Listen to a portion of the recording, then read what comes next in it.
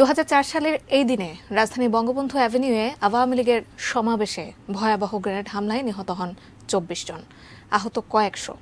শেখ হাসিনা সহ আওয়ামী লীগের শীর্ষ নেতৃত্বকে শেষ করে দেওয়ার উদ্দেশ্যেই সেদিন ছোড়া হয়েছিল একের পর এক গ্রেনেড। কিভাবে চালানো হয়েছিল ভয়াবহ সেই হামলা জানাচ্ছেন রেজন ভয়েস। ২০০৪ সালের ২১শে আগস্ট বঙ্গবন্ধু অ্যাভিনিউয়ে আওয়ামী লীগের এই সমাবেশে উপস্থিত নেতাকর্মীরা তখনও টের পাননি। এরই মধ্যে তাদের সাথে মিশে গেছে বেশ কয়েকজন প্রশিক্ষণপ্রাপ্ত ঠান্ডা মাথার খনি, সঙ্গে তাজা গ্রেনেড। মূল টার্গেট আওয়ামী লীগ প্রধান শেখ হাসিনা। ওর মধ্যে খবর আসছে যে নাই, এর মধ্যে আপার গাড়িটা আসলো। আমি এখানে দাঁড়ানো দেখে আপার সমস্ত শরীরে, শাড়িতে, মুখে, চোখে রক্ত ভরা।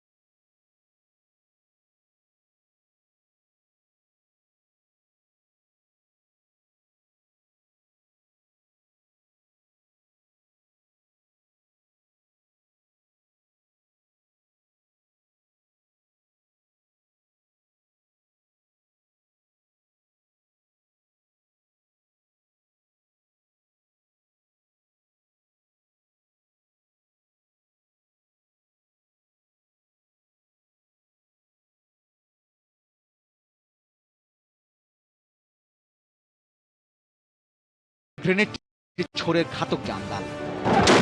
এরপর অন্য জঙ্গিরাও গ্রেনেড ছোড়া শুরু করে। একে একে 11টি গ্রেনেড এসে পড়ে সমাবেশের উপর। হামলার পর হাসানুল্লাহ কাজল মোবাইল ফোনে মুফতি হান্নানকে জানিয়ে দেয় অপারেশন সাকসেস। তবে গ্রেনেড হামলা শুরুর পরই মঞ্চে থাকা আওয়ামী লীগের নেতাকর্মীরা মানব ঢাল তৈরি করে রক্ষা করেন শেখ হাসিনাকে।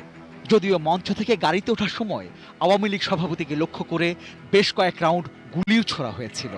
শেখ হাসিনাকে স্পর্শ করতে না পারলেও সেই বুলেটে প্রাণ হারান তার দেহরক্ষী মাহবুব। ভাগ্যগুণে শেখ হাসিনা সেদিন বেঁচে গেলেও ঘাতকদের গ্রেনেড কেড়ে নেয় 24টি তাজা প্রাণ। আহত চিরতরে পঙ্গু করে দেয় আরো কত শতকে। রেজওয়ান ফয়েজ, 18 নিউজ।